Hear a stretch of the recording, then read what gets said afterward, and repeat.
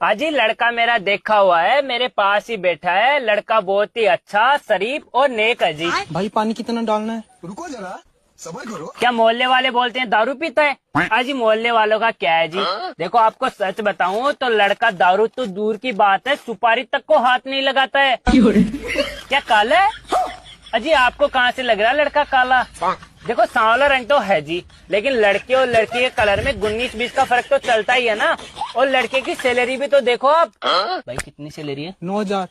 45,000। 45,000 रूपए लड़के की सैलरी है जी। और लड़के के हिस्से में जमीन भी तो आ रही है। भाई कितनी जमीन है? 1 बीघा। 28 बीघा। 28 बीघा जमीन है, वो भी हाईवे के पास में जी। अजी लड़का बहुत ही अच्छा है जी। आप आओ, आप अपने पूरे परिवार को लाओ, लड़के को देखो, उसके बाद में हम रिश्ता देख लेंगे। जी जी जी, ठीक है ठीक है ठीक है ठीक।